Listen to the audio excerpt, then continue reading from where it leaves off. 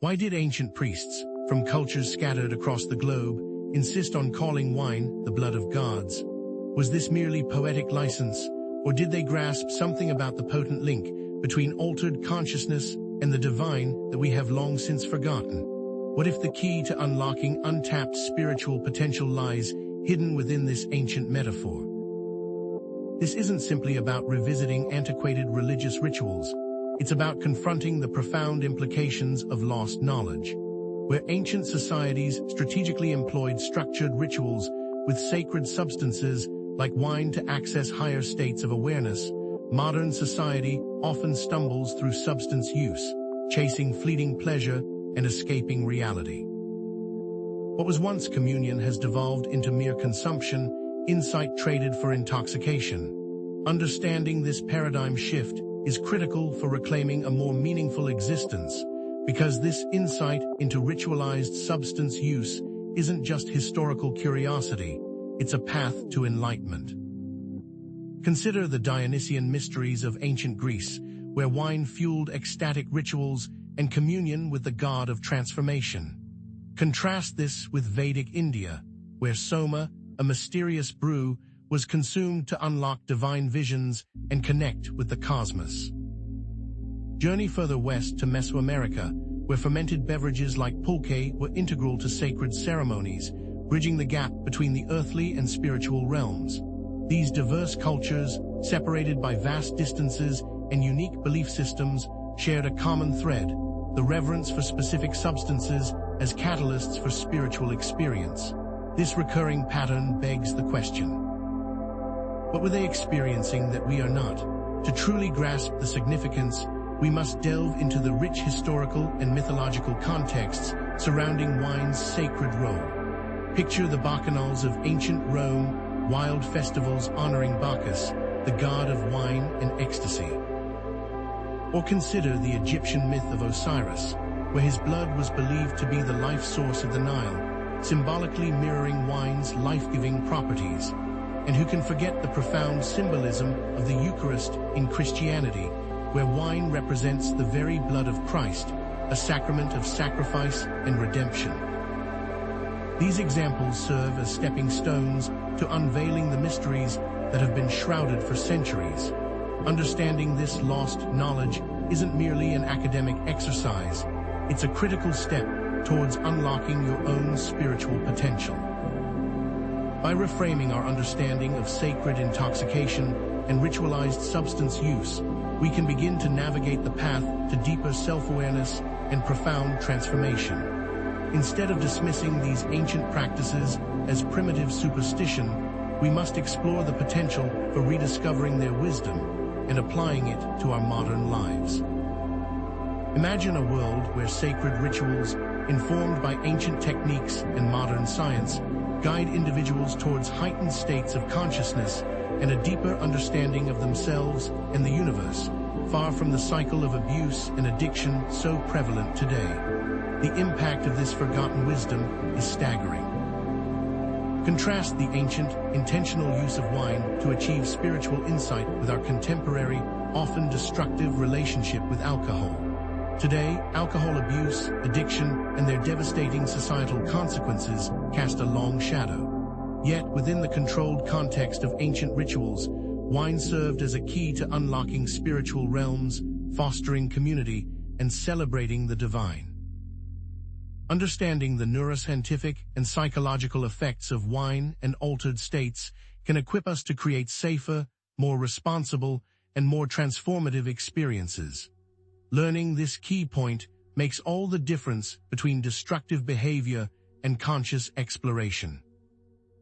Throughout this exploration, we'll uncover the historical context of wine in ancient rituals, dissect the neurochemical effects of wine on the brain and body, and decipher the symbolic interpretations of blood and wine across cultures.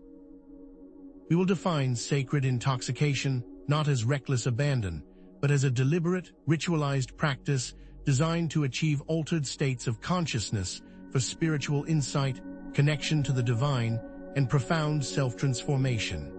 It's not about chasing a buzz, it's about consciously using these tools for spiritual exploration and growth. Throughout history and in the modern day, sacred rituals almost always are about using these tools for spiritual exploration and growth. Throughout this journey, we'll also encounter recurring symbolism of transformation, death, and rebirth associated with wine, the threads weaving together vastly different cultural practices aimed at achieving altered states. Consider chanting, fasting, or sensory deprivation, often practiced in conjunction with wine consumption, as methods for amplifying spiritual experiences. As we examine the historical and scientific dimensions of this ancient practice, a key question emerges. Was there a legitimate basis for the ancient priests' view of wine as sacred?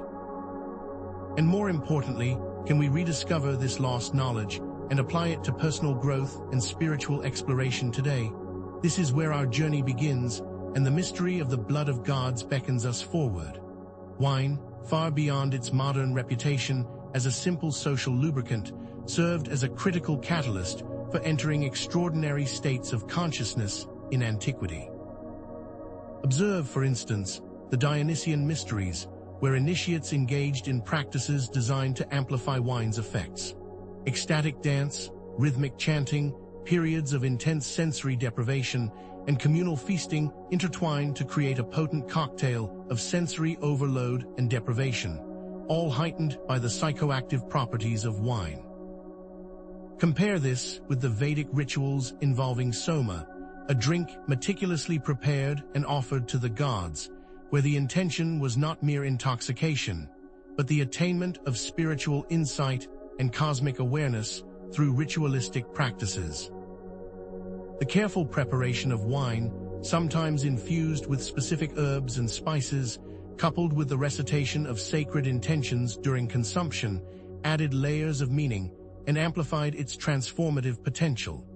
Can we truly appreciate the distance between such deliberate practices and the casual, often mindless, drinking habits of today? History and archaeological evidence reveal the nature of the states of consciousness experienced during these ancient rites. Accounts speak of profound visionary experiences, a dissolving of the self into a unified consciousness, and an intensification of sensory perception bordering on the mystical.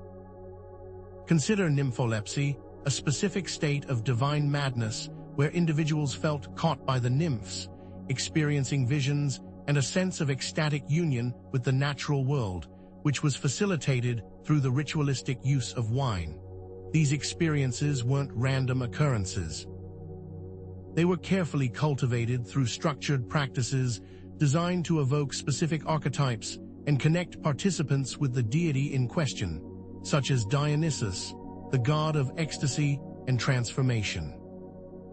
This deliberate approach stands in stark contrast to modern recreational drinking, where the absence of intention and ritual strips away the sacred dimension, reducing the experience to a purely secular, often superficial, pursuit. Isn't it worth considering what has been lost in this transition? This pattern of purposeful consumption illuminates the chasm between ancient ritual and modern practice. Ancient cultures approached wine with reverence, seeing it as a tool for spiritual exploration and connection to the divine. Modern society, however, often treats alcohol as a means of escape, a way to numb the senses and avoid confronting deeper existential questions. Analyze the dramatic difference in mindset and environment. Ancient ceremonies took place in sacred spaces, guided by priests or shamans, and steeped in symbolism and intention, where the modern consumption of alcohol often occurs in casual social gatherings, driven by peer pressure or the desire for temporary relief from stress or boredom. This fundamental shift in context radically alters the experience, transforming it from a sacred rite to a mundane act, and begging the question, what vital component are we overlooking? To truly understand the ancient priests' view of wine, we must delve into the symbolic significance of the phrase, blood of gods. Blood, in ancient cultures, was not merely a biological fluid. It represented the very essence of life, power, and divinity. Delve into the Egyptian myth of Osiris, whose blood was believed to be the source of the Nile's fertility, representing the life-giving force that sustained the entire civilization. In other cultures, sacrificial blood was offered to appease the gods, transferring energy or ensuring continued prosperity. In this context, blood wasn't just a symbol, it was a tangible connection to the divine, a vital force that permeated all aspects of existence. How can we reinterpret this ancient veneration for blood in light of the modern scientific worldview? Wine, through the transformative process of fermentation, mirrors this symbolism of death and rebirth, acting as a transformation agent. Consider the role of yeast, a microscopic organism that consumes sugars and creates alcohol in this alchemical process. This natural transformation embodies the spiritual journey, where the old self must die to make way for the new. Fermentation, in this sense, isn't just a chemical reaction, it's a metaphor for spiritual evolution, a constant cycle of decay and renewal.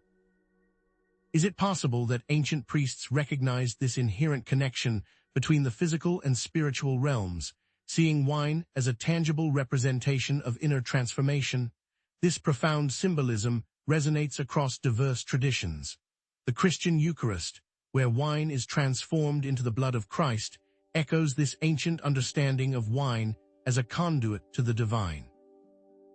Ancient Gnostic beliefs similarly emphasized spiritual transformation through gnosis, or direct knowledge of the divine, and the concept of partaking in sacred substances. These practices, though differing in their specific rituals and mythologies, share a common thread.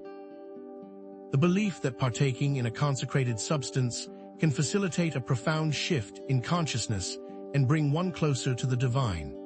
Even the Mesopotamian traditions, with their elaborate rituals involving fermented beverages and offerings to the gods, align with this pattern, painting a vivid picture of humanity's enduring quest for connection with the transcendent.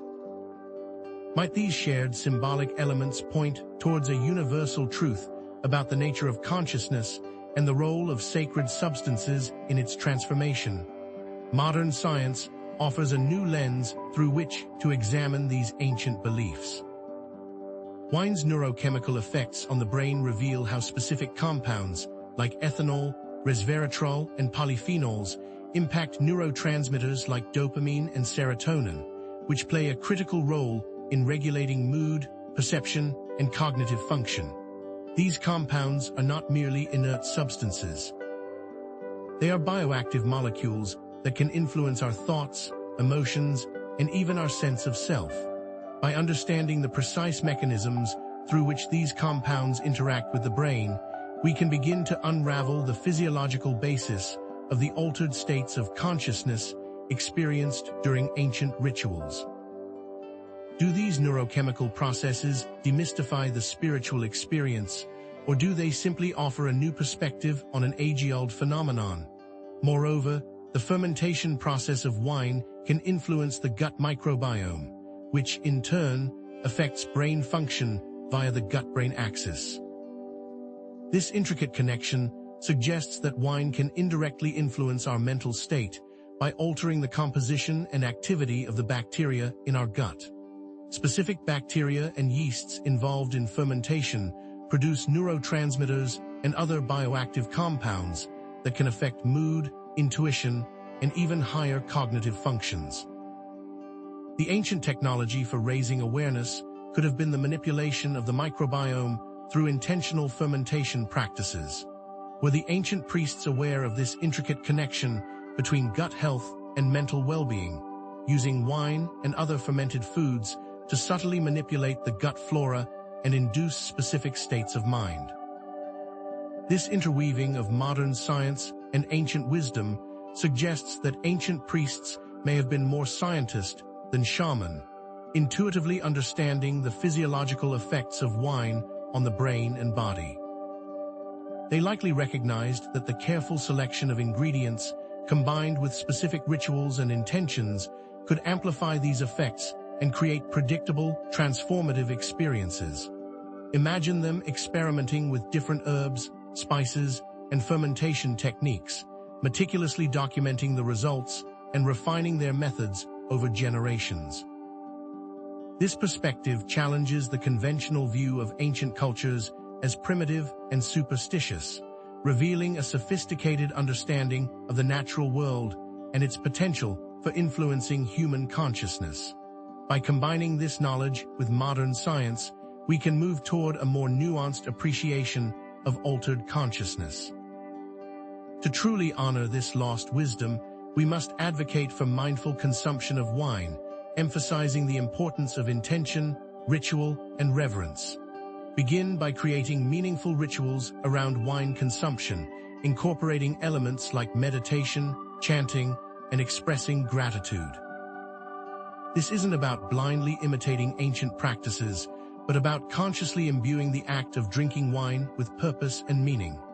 Imagine setting aside a specific time and space for your ritual, preparing the wine with care, and focusing your intention on a specific question or goal. Engage your senses, paying close attention to the aroma, taste, and texture of the wine, and allow yourself to be fully present in the moment. Can such a transformation of approach lead to different results? This mindful approach stands in stark contrast to the dangers of mindless alcohol abuse. Moderation, self-awareness, and responsible behavior are crucial for preventing addiction and ensuring a safe and transformative experience. Recognize the potential for addiction and cultivate healthy coping mechanisms for dealing with stress and emotional challenges. By approaching wine with respect and intention, we can harness its potential for spiritual growth without falling prey to its destructive potential. What is the key to discerning the boundary between sacred use and dangerous habit? The concept of sacred intoxication, therefore, is a double-edged sword, capable of both profound spiritual insight and destructive addiction, depending on the intention, environment, and mindset of the individual. This duality applies to many aspects of life. The same fire that warms and sustains can also burn and destroy. The same water that nourishes can also drown.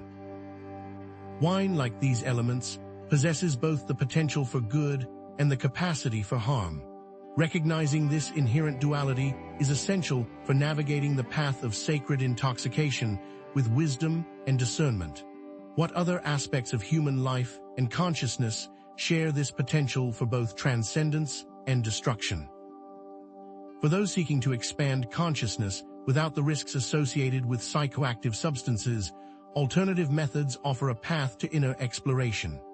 Meditation, breathwork, sensory deprivation, and other practices can provide similar benefits, fostering self-awareness, reducing stress, and connecting one to a deeper sense of meaning and purpose.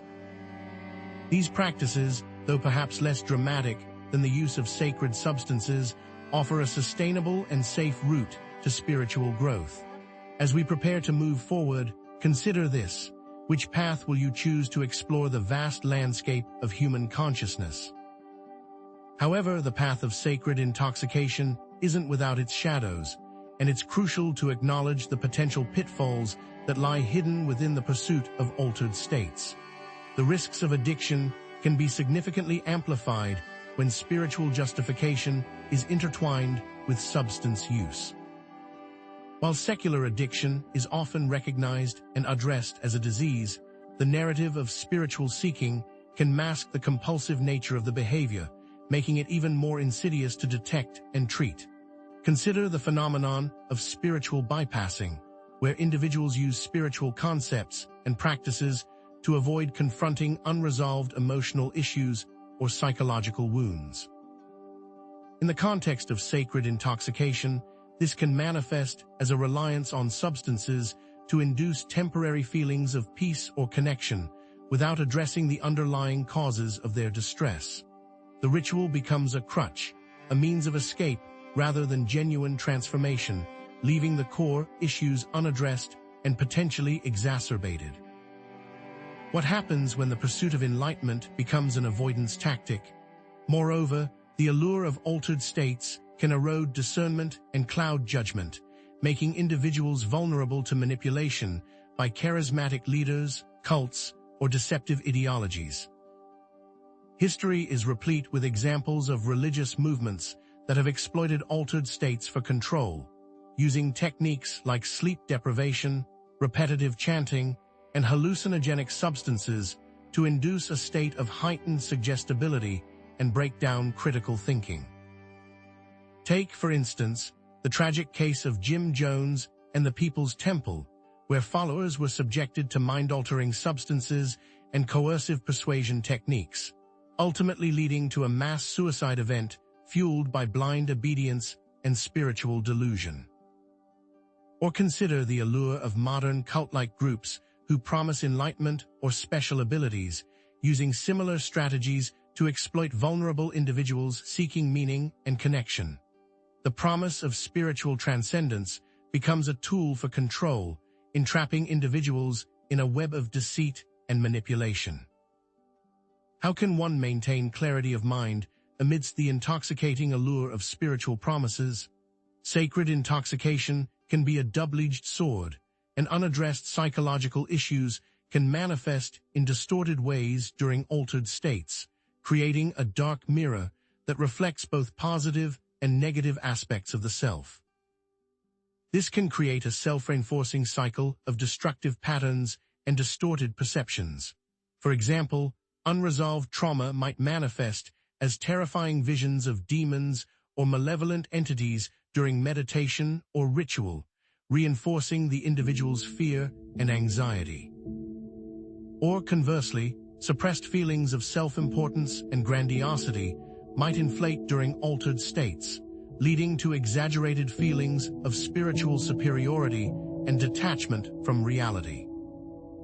In these cases, the altered state doesn't lead to genuine insight or healing, but instead amplifies existing psychological imbalances, creating the illusion of progress while reinforcing destructive patterns. Can you truly heal if you are unwilling to face your own shadows? To navigate the spiritual landscape responsibly, it's paramount to prioritize grounding practices for maintaining balance and stability during and after altered states. Think of these practices as anchors that tether you to reality, preventing you from drifting too far into the ethereal realms and losing touch with the tangible world. Spending time in nature, walking barefoot on the earth, or simply sitting beneath a tree can help reconnect you with the grounding energy of the earth. Physical exercise, whether it's a brisk walk, a vigorous workout, or a gentle yoga session, can help release pent-up energy and bring you back into your body.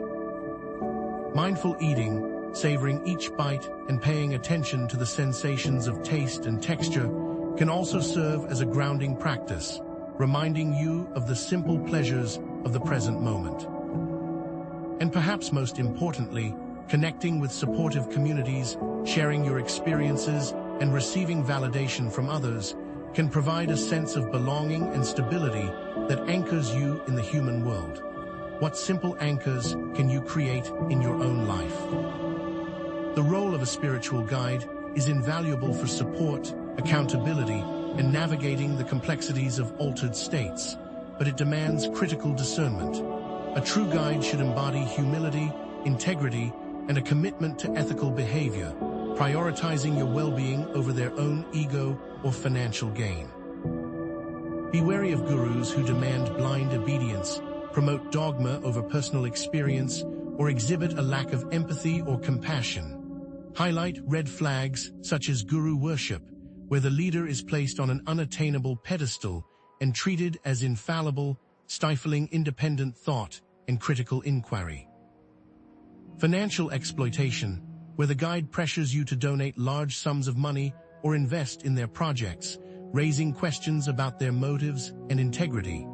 Or the promotion of rigid dogma over personal experience, where adherence to a fixed set of beliefs is prioritized over your own intuitive understanding and spiritual exploration. These signals can point toward an unhealthy dynamic, where your own agency and well-being are compromised. How can you distinguish between genuine guidance and manipulative control? Frame altered states not as an escape from reality, but as a tool for gaining insights that can be integrated into everyday life, leading to lasting personal growth and positive change. This is the essence of integration over escape. The goal isn't to remain in a perpetual state of bliss or transcendence, but to bring the wisdom and insights gleaned from altered states back into your ordinary existence, transforming your relationships, work, and creative pursuits. For instance, a vision experienced during meditation might reveal a pattern of self-sabotage in your career, prompting you to take concrete steps to address your fears and limiting beliefs. Or a feeling of interconnectedness experienced during a breathwork session might inspire you to volunteer your time at a local charity, extending your compassion to others. Or a deep sense of gratitude experienced during a mindful walk in nature might motivate you to cultivate more appreciation in your daily interactions, fostering stronger connections with your loved ones. These are all tangible examples of how altered states can serve as a catalyst for positive change, enriching your life and the lives of those around you. Are you using your experiences to escape or to evolve? Beyond the use of substances for accessing altered states, potent alternative methods offer pathways to inner exploration, such as breathwork, which can unlock profound states of consciousness and expand your awareness. Specific techniques, like holotropic breathwork, involve deep, rapid breathing patterns that can influence the nervous system, brain function, and emotional state, leading to cathartic releases and profound insights. Coherent breathing, a slower, more rhythmic technique, can help regulate the nervous system, reduce stress, and promote a sense of calm and well-being. These practices, when performed with intention and guidance, can provide access to altered states without the risks associated with substance use, empowering you to explore the depths of your own consciousness in a safe and sustainable way. What rhythms of breath can unlock the doors of your perception? Meditation is another transformative portal, cultivating mindfulness, insight, and connection to the divine. Different techniques, like mindfulness meditation, involve paying attention to the present moment without judgment, fostering self-awareness and reducing mental chatter. Loving-kindness meditation involves cultivating feelings of compassion and goodwill towards yourself and others, expanding your capacity for empathy and connection. Transcendental meditation involves the use of a mantra to quiet the mind and access deeper states of consciousness, leading to profound spiritual experiences. These practices, when integrated into your daily routine, can lead to lasting personal growth and a deeper understanding of yourself and the world around you. What stillness can reveal the secrets of your soul? Sacred intoxication is just one path among many, and true transformation stems from consistent effort, self-awareness, and a commitment to ethical behavior.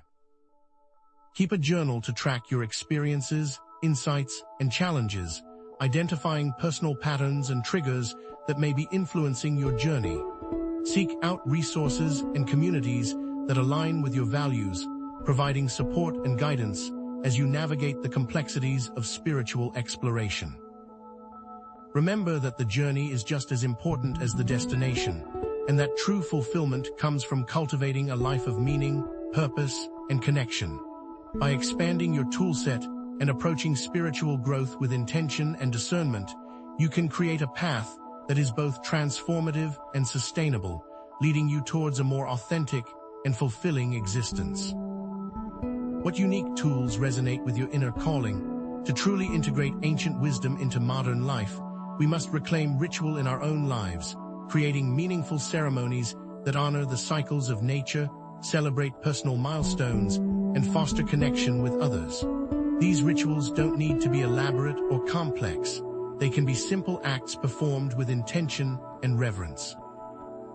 A gratitude practice, expressing appreciation for the blessings in your life each day, can shift your perspective and cultivate a sense of abundance. Mindful eating, savoring each bite, and connecting with the nourishment you receive can transform a mundane act into a sacred experience. Creating sacred spaces in your home, decorating them with objects that inspire and uplift you, can provide a sanctuary for contemplation and self-reflection. These are just a few examples of how you can reclaim ritual in your own life, imbuing your daily existence with purpose, meaning, and connection. What simple acts can you transform into sacred rituals? The construction of supportive communities is an undeniable component for sharing experiences, learning from each other, and cultivating a sense of belonging. Seek out online forums, attend workshops or retreats, or form local groups focused on spiritual exploration and personal growth. The key is to find like-minded individuals who can offer encouragement, validation, and a shared sense of purpose. Imagine gathering with others to celebrate the cycles of the moon, sharing stories and intentions around a bonfire, or participating in a meditation group, supporting each other in your quest for inner peace and clarity. Or simply engaging in deep conversations with friends, exploring your beliefs and values in a safe and supportive environment. These connections can provide a sense of belonging that nourishes your soul and strengthens your resolve on the path of conscious evolution. Who will you call to your side on this journey? Create a personal path to spiritual growth that integrates ancient wisdom with modern understanding, responsible behavior with mindful exploration, and individual practice with collective support. This is the ultimate synthesis. It is an ongoing process of continuous learning, self-reflection, and ethical action, requiring you to constantly evaluate your beliefs, challenge your assumptions, and refine your practices in light of new insights and experiences. Emphasize the importance of continuous learning, seeking out knowledge from diverse sources and integrating it into your own unique understanding of the world. Focus on self-reflection, regularly examining your thoughts, emotions, and actions, identifying patterns that may be hindering your growth, and prioritize ethical action, striving to live in accordance with your values and contributing to the well-being of others. This is the path of conscious evolution, a lifelong journey of self-discovery and transformation that leads to a more meaningful, fulfilling, and impactful existence. What cornerstones will support the structure of your path? Continue exploring the historical, scientific, and spiritual dimensions of sacred intoxication and alternative pathways to transcendence. The journey has only just begun. Delve deeper into the ancient texts and traditions that have revered altered states for centuries, seeking out wisdom and guidance from those who have walked this path before you. Explore the scientific research on the neurochemical effects of psychoactive substances and alternative practices, gaining a deeper understanding of the mechanisms through which they influence consciousness. And most importantly, continue to cultivate your own personal connection to the divine, experimenting with different practices and finding what resonates most deeply with your soul. What beckons you further down the path? Share your own experiences, insights, and questions in the comments section, fostering a sense of community and shared learning. What personal rituals or practices have been particularly meaningful to you? What challenges have you faced on your path of spiritual exploration, and how have you overcome them? What questions remain unanswered, and what insights do you have to share? By engaging in open and honest dialogue, we can create a space for mutual learning and growth, supporting each other on our individual journeys towards conscious evolution. What wisdom can you contribute to the collective understanding? In upcoming explorations, we will delve into the role of music and sound in inducing altered states, unraveling the mysteries of sonic resonance and its effects on brain function and consciousness. We will also examine the symbolism of psychedelic art, exploring the visual language of altered states and its potential for conveying profound spiritual insights. And we will confront the ethical considerations of artificial intelligence in spiritual practices, questioning the role of technology in the quest for meaning and connection. What new horizons await us in the realm of consciousness exploration? You have the power to shape your own destiny, create meaningful lives, and contribute to a more compassionate and enlightened world. Embrace your potential, cultivate your awareness, and live each day with intention and purpose.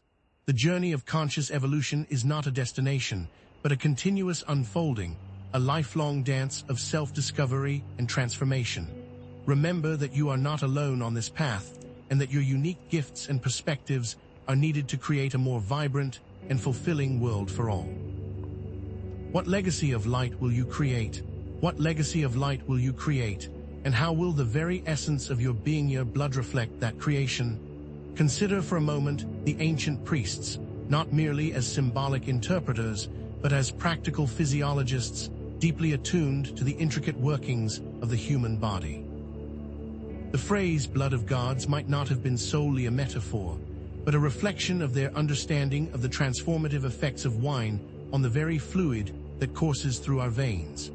Have we, in our modern arrogance, underestimated the depth of their knowledge, dismissing their insights as primitive superstition while overlooking a sophisticated system of applied alchemy?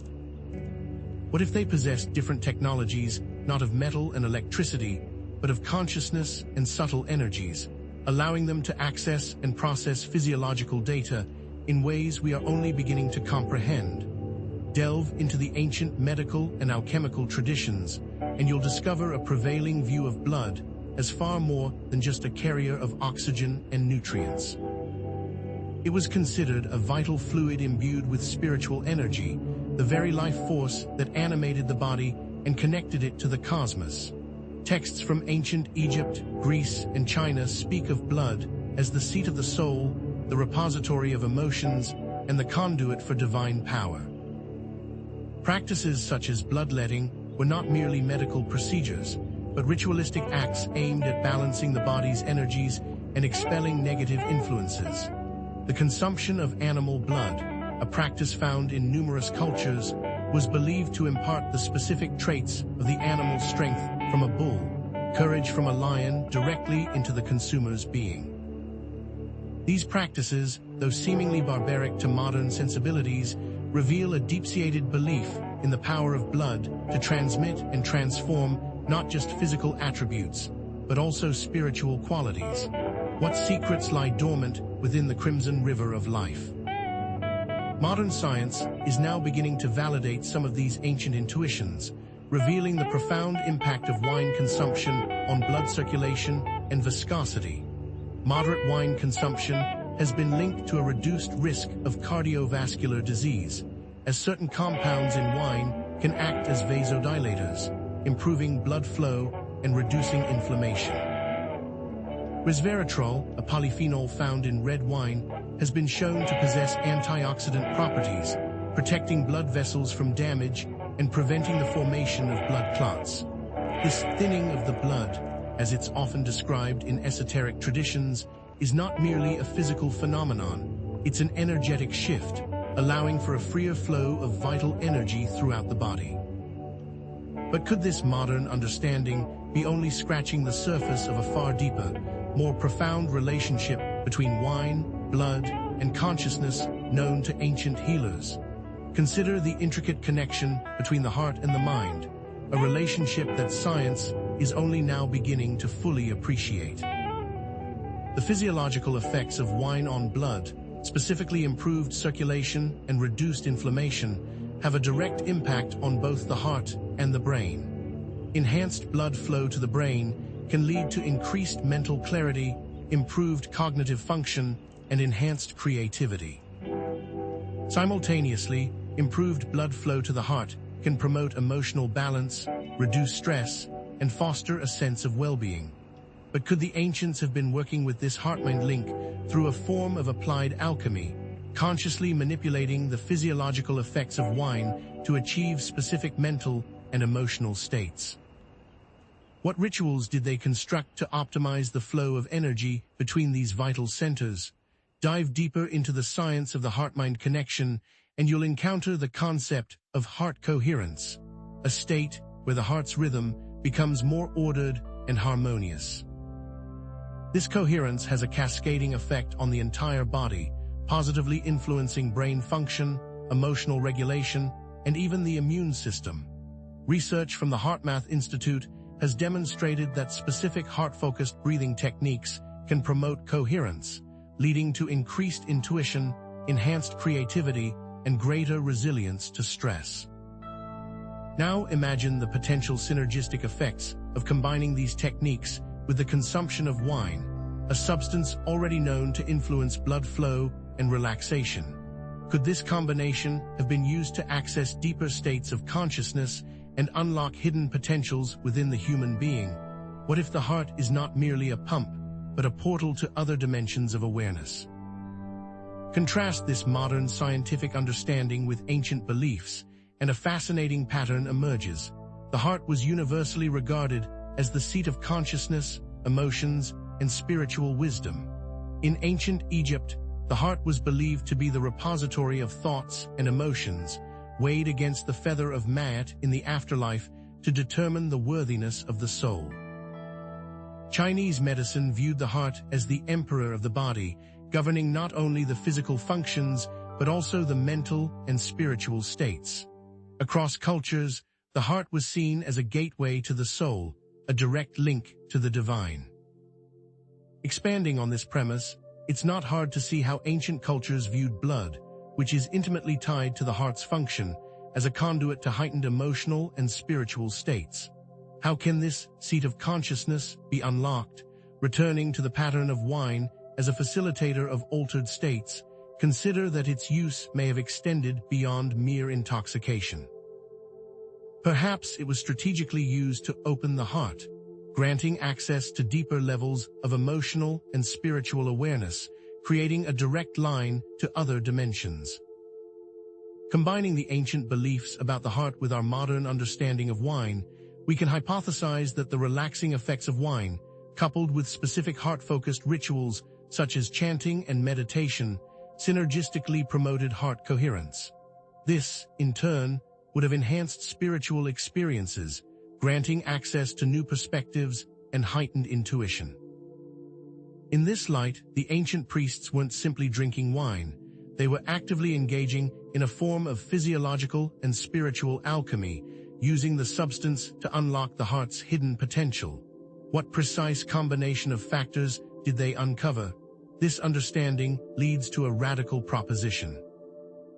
Ancient rituals were not solely about altering the mind, but also about influencing the physical body at a fundamental level, particularly the blood. Specific ritual practices, combined with wine consumption, were believed to repattern the blood, altering its energetic and informational content, transforming it from a mere fluid into a vessel of spiritual power.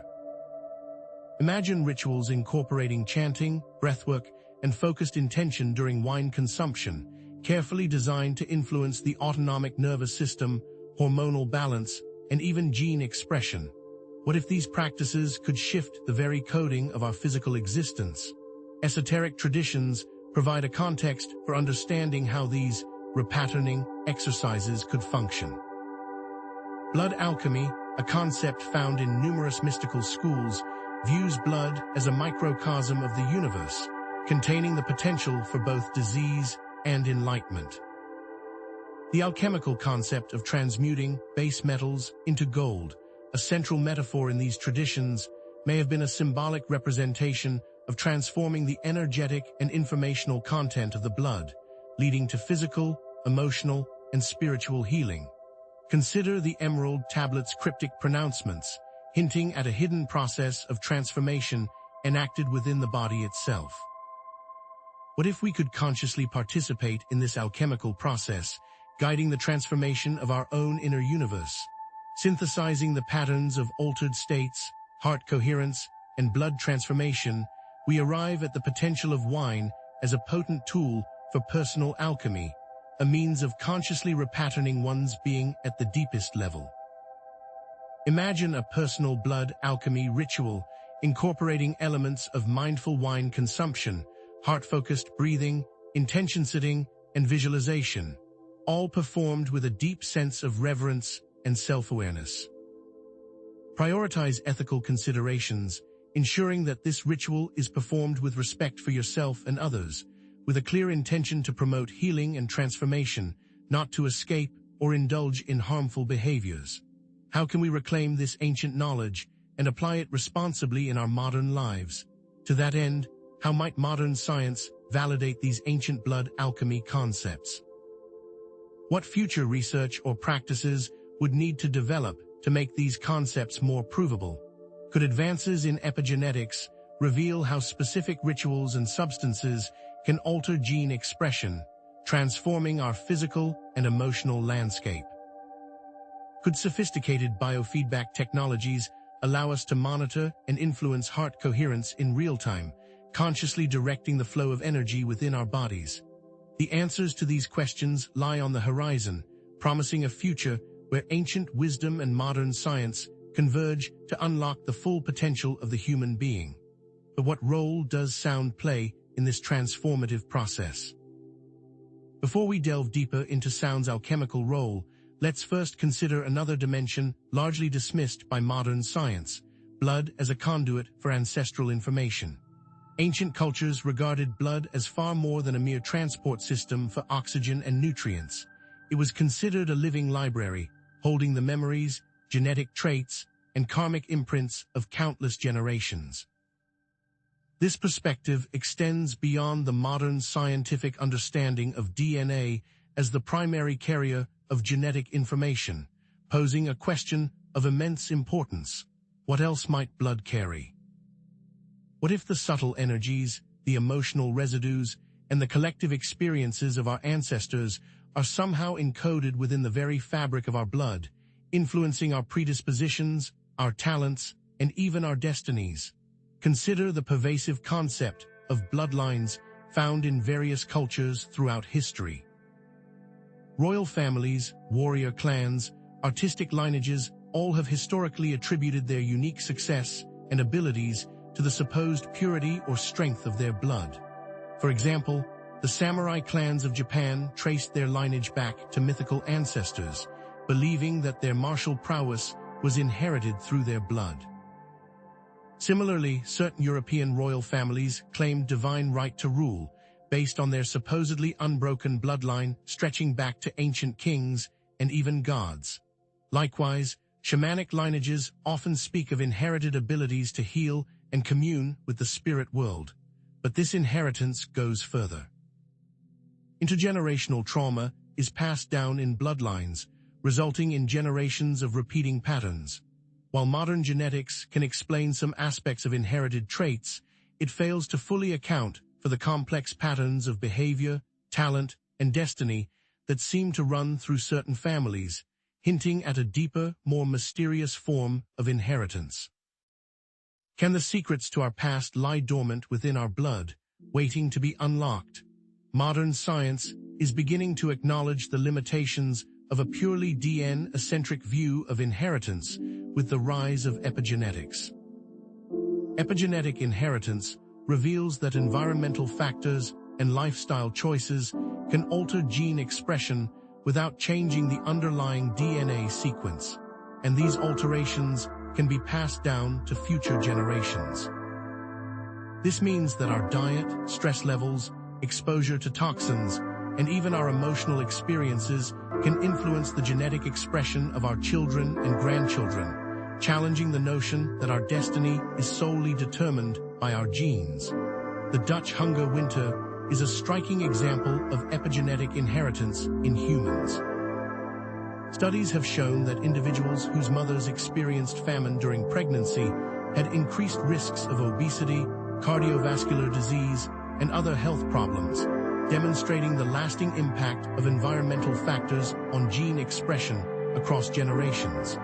Could these epigenetic changes also influence our spiritual potential, our capacity for compassion, and our connection to the divine?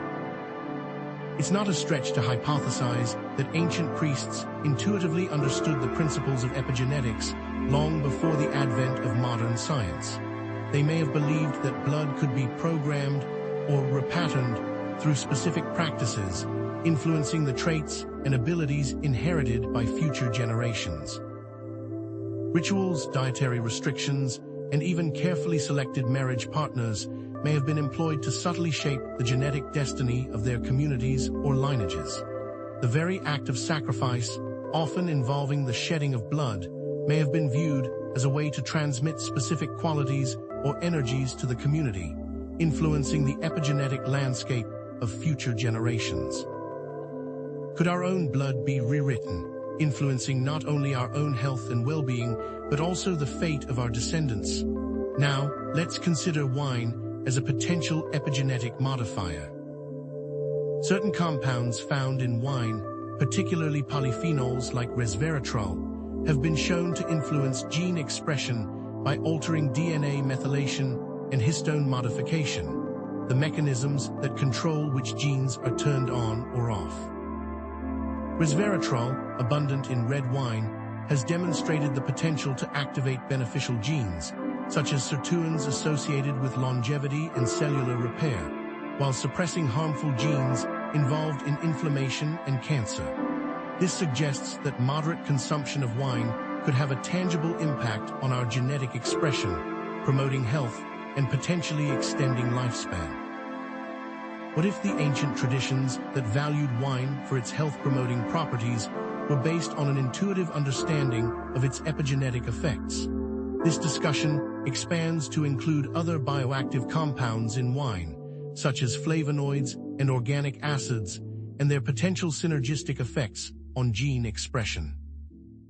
Different types of wine, from robust reds to crisp whites, and different fermentation processes can result in unique profiles of these bioactive compounds, potentially leading to varied epigenetic effects. For example, the ancient practice of adding herbs and spices to wine, common in ancient Greece and Rome, could have further enhanced its epigenetic potential, introducing additional compounds that interacted with our genes in complex ways. We see evidence of this in the spiced wines of ancient Egypt, found in tombs alongside medical papyri detailing their use in healing rituals.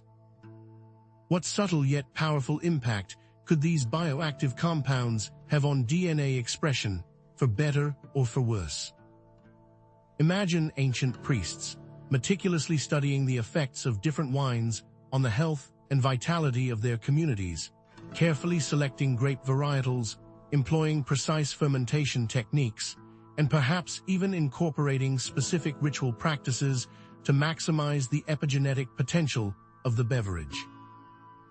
They may have observed that certain wines promoted longevity, while others enhanced creativity or spiritual awareness. Through generations of experimentation and observation, they could have developed a sophisticated understanding of how to use wine to subtly influence the genetic destiny of their communities or lineages. Could this ancient knowledge hold the key to unlocking our own epigenetic potential? Now, let's consider the role of ritual in activating latent potential, focusing on specific elements like chanting, focused intention, and sensory stimulation. These elements can profoundly affect the nervous system, hormonal balance, and even gene expression, aligning with the concept of embodied cognition, which emphasizes the interconnectedness of mind and body. Chanting, for example, has been shown to alter brainwave patterns, reduce stress hormones like cortisol, and stimulate the release of endorphins, promoting relaxation and a sense of well-being. The rhythmic vibrations of chanting can also have a direct impact on cellular function, potentially influencing gene expression. Combining that with focused intention, activating the autonomic nervous system, reducing stress, and promoting relaxation, this creates a powerful combination. What happens when this is combined with wine? It's possible that ritual practices were designed to unlock or activate latent genetic potential encoded within the blood, specifically traits or abilities that were deemed desirable or beneficial for the community. Perhaps certain bloodlines were believed to possess specific ancestral skills or dormant talents, such as healing abilities, artistic genius, or leadership qualities. Specific rituals may have been designed to awaken these latent abilities, enhancing creativity, intuition, or physical prowess. The initiation rites of ancient mystery schools, often involving fasting, sensory deprivation, and the consumption of psychoactive substances, may have served to reprogram the blood, activating dormant genetic potentials and granting access to higher states of consciousness. What might this look like in practice, and how could it affect our mental programming? Expanding on the concept of group consciousness, collective intention during ritual may amplify the epigenetic effects of wine, creating a synergistic effect that transcends individual experiences. Studies on group meditation have shown that collective intention can influence physiological and psychological well-being, reducing stress, promoting relaxation, and even enhancing immune function. Imagine a communal wine ceremony where participants share a common intention, such as healing, transformation, or spiritual awakening. The shared energy and focused intention of the group may create a powerful field of energy that influences gene expression, alters states of consciousness, and promotes collective healing. It seems the very blood is singing, but what is the song? Synthesizing these points, ancient priests may have viewed wine, combined with ritual practices, as a tool for human evolution, a means of consciously shaping their genetic destiny and unlocking humanity's full potential. Imagine them meticulously selecting specific grape varietals, employing precise fermentation techniques, and conducting carefully orchestrated rituals to create a beverage that was believed to enhance intelligence, longevity, and spiritual awareness. They were not simply drinking wine. They were actively engaging in a form of genetic alchemy, using the substance to unlock the hidden potential within the human genome. How might we recreate this in modern times? What if we were to mindfully consume wine, setting a clear intention for healing, transformation, or spiritual growth? Prioritizing the consumption of organic and biodynamic wines, grown without harmful pesticides or chemicals, is an ideal start. Engage in a guided meditation focusing on the heart, visualizing the positive effects of the wine on our blood, our cells, and our genes. Express gratitude for the wisdom of our ancestors, acknowledging the potential encoded within our bloodlines. Before you take the first sip, consider these questions.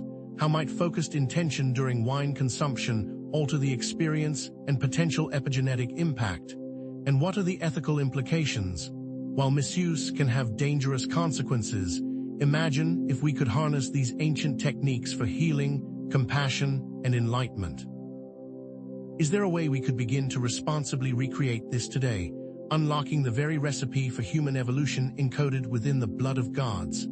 Now, let's delve deeper into the revolutionary possibility that evolution isn't merely a blind, random process, but one subtly guided by consciousness and intention, the directed evolution hypothesis. Traditional Darwinian evolution posits that genetic mutations arise randomly, with natural selection favoring those traits that enhance survival and reproduction. But what if our thoughts, beliefs, and intentions could somehow influence the very mutations that occur within our DNA, nudging our species toward a consciously chosen future? What if evolution is not just a reaction to our environment, but a creative partnership between our consciousness and the cosmos?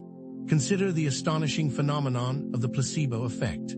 Countless studies have demonstrated that a patient's belief in a treatment, even an inert one, can trigger measurable physiological changes, from pain reduction to improved immune function. Research has now revealed that positive expectations can even alter gene expression, turning on beneficial genes and turning off detrimental ones. This raises a profound question. If our beliefs can directly influence our genes, could they also influence the direction of our evolution? Could our collective hopes, fears, and aspirations be subtly shaping the genetic destiny of humanity? Eugenics programs may be an extreme example, but illustrate how belief can be tied to genetic information, even if the intention isn't positive. Belief systems and cultural narratives undeniably mold human behavior and societal development. Cultures that value cooperation, compassion, and wisdom may create social structures that foster these traits, leading to increased rates of altruism, empathy, and spiritual insight.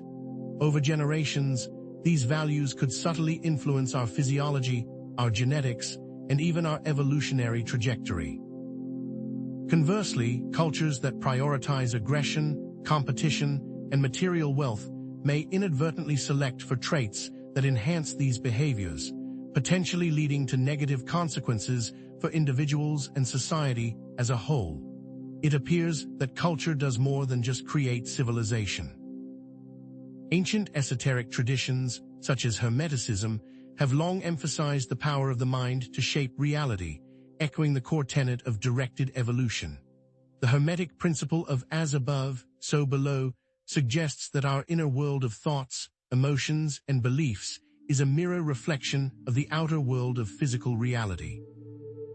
The Kybalion, a seminal text of Hermeticism, expounds the power of mental transmutation, the ability to transform our mental states and consequently our external circumstances. If our thoughts can create our reality, could they also influence our genetic expression and, ultimately, our evolution? What if this ancient wisdom holds the key to consciously shaping our future as a species? Now let's explore how ritual practices, combined with focused intention, can amplify the power of belief, creating synergistic effects that ripple through our body, mind, and spirit. Ancient rituals were meticulously designed to create specific psychological states, induce altered states of consciousness, and promote feelings of unity and connection.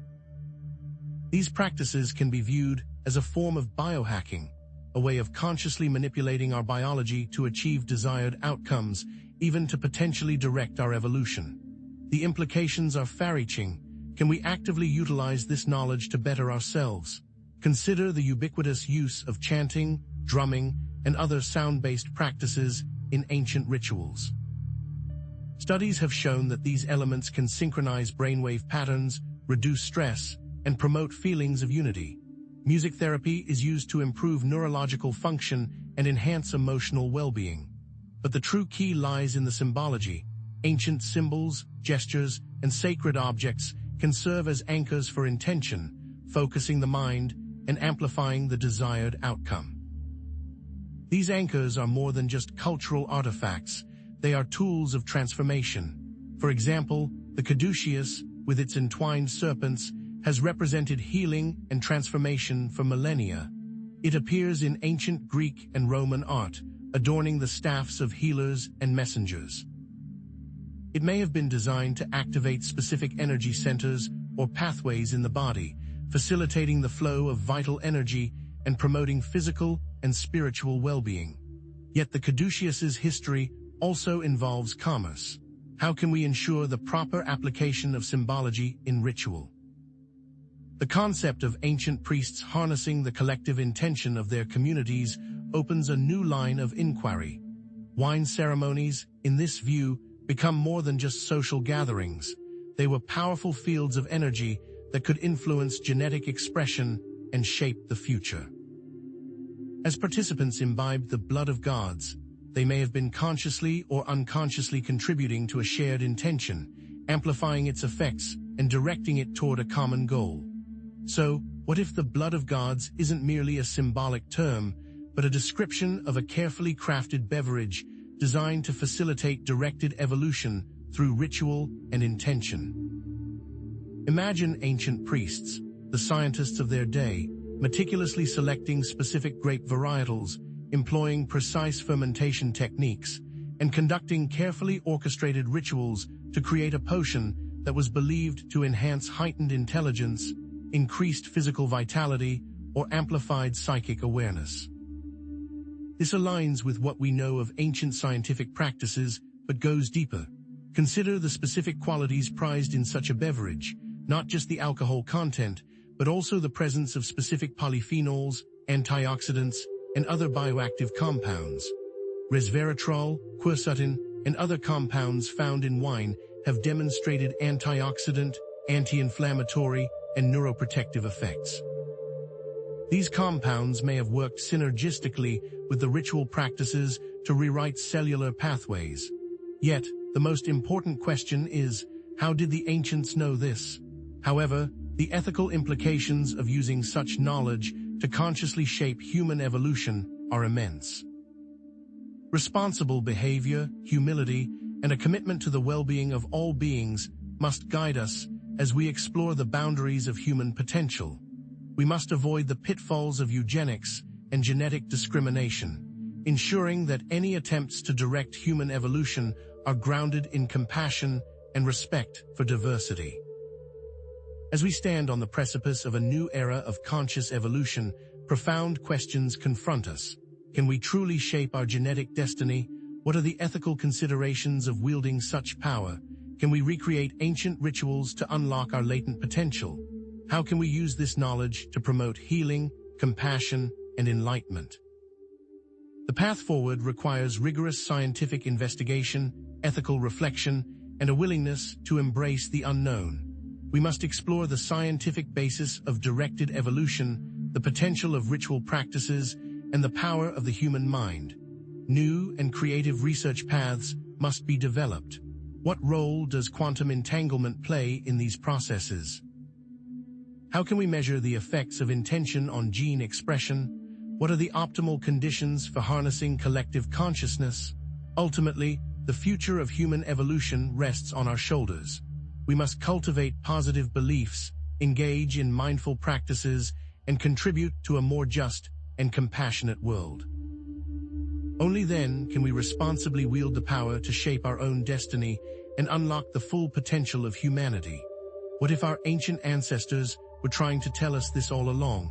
Consider the implications of our directed evolution, how our ancient priests' knowledge of cellular-level changes occurring within the body was thought to be enhanced through wine. We've discussed the macro-level effects of wine on blood, but now let's descend into the microcosm of cellular interactions, setting the stage for a more profound understanding of biological mechanisms. Modern science reveals cells not merely as building blocks, but as dynamic information centers, constantly communicating, adapting, and evolving. The critical question becomes, how might ancient priests have perceived and influenced this cellular symphony through the blood of gods? What secrets lay hidden within the ancient understanding of the body? Imagine exosomes, those tiny extracellular vesicles acting as messengers between cells, carrying proteins, RNA, and other vital molecules. These are the internet of our cells, constantly updating and reprogramming their functions. Is it conceivable that ancient priests, even without the lens of modern science, intuitively understood how wine influenced exosome content and intercellular communication? Perhaps through meticulous observation, experimentation, and altered states of consciousness, they sensed the subtle shifts in cellular behavior induced by specific wine varietals and ritual practices. By focusing on the whole human, they may have observed changes and reactions that are no longer considered. What techniques did they use to recreate and enhance these effects? Consider the potential of specific compounds in wine, such as resveratrol and other polyphenols, to influence the expression of genes involved in cellular communication and repair, essentially reprogramming our cells for enhanced healing and longevity. Resveratrol, for instance, activates sirtuins, those so-called longevity genes that protect against age-related diseases. Furthermore, these compounds can stimulate autophagy, the cellular cleansing process that removes damaged components and promotes cellular regeneration. Now, imagine combining these cellular-level effects with carefully designed ritual chanting, meditation, and focused intention to amplify their impact. What if the ancient priests developed rituals to maximize resveratrol absorption and its effects on sirtuin activation? The synergistic effects could be transformative, potentially unlocking hidden potentials within our cells. What specific steps would one need to follow to ensure optimal impact? This cellular-level understanding resonates with ancient beliefs about the interconnectedness of all things, the concept that the body is a microcosm of the universe, with each cell reflecting the whole. Just as the cosmos operates according to universal laws and principles, so too does each cell within our body. Ancient traditions often spoke of energy centers within the body, such as chakras or meridians, pathways through which vital energy flows. Is it possible that wine and ritual were used to harmonize these energy flows, promoting cellular balance and overall well-being? Consider how cellular balance mirrors universal balance. Imbalances at the cellular level can manifest as disease and disharmony, just as imbalances in the cosmos can lead to chaos and destruction. The implications of these interconnected systems are clear. Let's shift our focus from the chemical components of wine to its vibrational properties, introducing the concept of wine as a carrier of frequencies that can influence the body at a quantum level. We've explored the physical effects of wine, but what if it also exerts an energetic influence, subtly shaping our cellular behavior through vibrational resonance? The transition from physical to energetic adds a layer of complexity to the ritual impact, suggesting that ancient priests were not merely manipulating chemical compounds, but also harnessing the power of sound and vibration to amplify the effects of the blood of gods. How can this energetic influence affect quantum reality? Research on the effects of sound and music on cellular function reveals that specific frequencies can stimulate or inhibit cell growth, alter gene expression, and even kill cancer cells. The work of Dr. Royal Rife, though controversial, demonstrated the potential of using specific frequencies to treat disease. Now imagine ancient rituals with their chanting, drumming, and other sound-based elements designed to create specific resonant frequencies that amplified the effects of wine and influenced cellular behavior. What if specific chants or mantras were used to stimulate the release of endorphins, reduce stress, or activate specific brain regions? The changes in brain activity would then ripple through the body, affecting cellular function and promoting healing. What were the precise frequencies used in these ancient rituals? This understanding of frequency and resonance connects to ancient beliefs about the power of sound to create and destroy worlds, suggesting that wine and ritual may have been seen as tools for shaping reality itself. The ancient concept of the Word of God, or the Om, the primordial sound that created the universe, speaks to the power of vibration to manifest reality.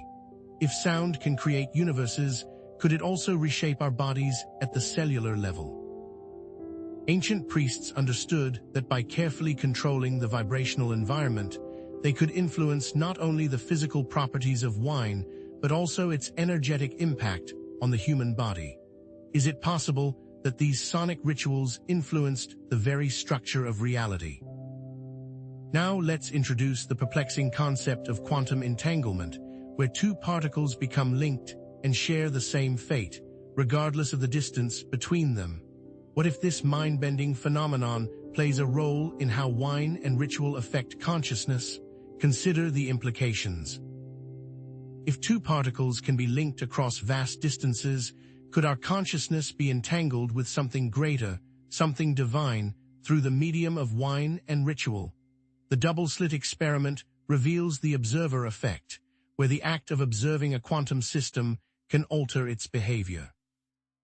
Could the focused intention of participants in a wine ritual influence the quantum state of the wine and their own consciousness? Imagine ancient priests intuitively grasping this principle, using wine and ritual to entangle their consciousness with the divine, gaining access to hidden knowledge and influencing the very fabric of reality. The concept of ancient quantum theories becomes less far-fetched when viewed through this lens. What if specific symbols, gestures, or visualizations used during wine ceremonies served as quantum keys that unlocked access to entangled states of consciousness? The implications for health are significant. Could these entangled states promote cellular repair, boost the immune system, and enhance overall well-being? What would entanglement even look like, conceptually? This understanding of quantum entanglement aligns with ancient beliefs about the interconnectedness of all things and the illusion of separation, suggesting that wine and ritual may have been seen as tools for dissolving the boundaries between self and other. The Buddhist concept of interbeing, where all things are seen as interconnected and interdependent, echoes the principles of quantum entanglement. Can awareness of this fundamental interconnectedness create different health outcomes? Can it promote feelings of compassion, empathy, and unity, leading to a more harmonious and sustainable world? As we explore these profound concepts, we must always remember the importance of ethical considerations in consciously shaping human evolution. Responsible behavior, humility, and a commitment to the well-being of all beings must be our guiding principles. We must never forget the potential for misuse of this knowledge, citing historical examples of eugenics programs or other attempts to manipulate genetics for harmful purposes. What if this knowledge falls into the wrong hands? As we stand at the edge of a new frontier, we must ask ourselves, can we use this knowledge to create a more just, compassionate, and sustainable world? What responsibilities come with this power? What limits, if any, should be placed on consciously shaping our genetic destiny? As you reflect on these questions, consider creating a personal ethical framework to guide your exploration of consciousness and human potential, a framework grounded in your values and beliefs. How can we ensure that any attempts to enhance human potential are guided by compassion and respect for all beings?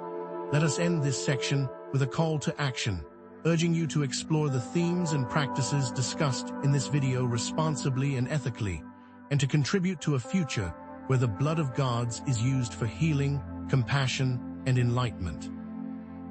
It falls on our shoulders to responsibly explore the path to a more unified existence with the divine. What steps can we take to ensure that the right path is chosen, a path that leads to a brighter future for all? Now, let's decode the divine elixir. The reason why ancient priests referred to wine as the blood of gods goes far beyond a simple metaphor. It was their recognition of wine's profound power to influence the body, mind, and spirit on multiple levels. They understood that wine wasn't just a beverage, but a tool to unlock altered states of consciousness, facilitating spiritual experiences and a direct connection to the divine. In these altered states, the veil between the physical and spiritual thinned, opening pathways to different realms of reality. Wine was also a vehicle through which one could connect with other people and other planes of existences. It allowed priests to see a wider view of the overall universe and the role that humans play within it. The recurring pattern of wine's use in ancient rituals created a synergistic effect, amplifying its transformative potential on consciousness, physiology, and even genetics. These rituals weren't arbitrary, they were carefully constructed frameworks that provided a container for the experience, enhancing its effects through intention, focus, and community. Think of the Eleusinian mysteries, where initiates fasted, chanted, and consumed a sacred drink to induce profound spiritual insights. It was through these actions they created a ritual to enhance their access to the divine. These rituals can also be used as an example of how a lack of scientific understanding can be overcome through the connection and manipulation of physical tools. Modern society is rapidly creating the tools. It needs to start recreating and codifying the rituals. The understanding of ancient priests wasn't merely symbolic or spiritual. It was grounded in a practical knowledge of human biology and the intricate interplay between mind, body, and spirit. They recognized the heart's role in generating coherent electromagnetic fields, the gut microbiome's influence on mental and emotional states, and the ability of specific substances to influence cellular communication and epigenetic expression. Their knowledge wasn't primitive, but a sophisticated system based on keen observation and experimentation. The wisdom that they provided to their communities was a gift that they passed down so that others could follow the same path. They knew the power and the need to create a system that others could follow for generations to come. Therefore, the blood of God's metaphor serves as a potent reminder of our inherent connection to the divine, our potential for profound transformation, and our responsibility to consciously shape our own evolution. We are not simply passive recipients of our genetic destiny. We are active participants in its unfolding. We have the power to influence our genes through our choices, our intentions, and our actions, creating a ripple effect that extends far beyond our individual lives. The future generations depend on whether we take up this call or let it slip past. Now, how do we weave this ancient wisdom into the modern tapestry? Modern scientific research is increasingly validating the intuitive understandings of ancient cultures, revealing the convergence of ancient wisdom and modern knowledge. Concepts like quantum entanglement, cellular communication, and the power of intention to influence reality are finding echoes in ancient spiritual traditions. The blood of gods concept resonates with the interconnectedness of all things and the potential for consciousness to shape the physical world. Consider that everything that we create is just a manipulation of our current reality. The future creations will be a manipulation of our mind. Exploring ancient rituals can inspire us to create more meaningful and intentional practices in our own lives, fostering connection, community, and a deeper sense of purpose. We can adapt elements of these rituals to create our own personalized ceremonies, such as mindful wine tastings, group meditations, or nature-based practices.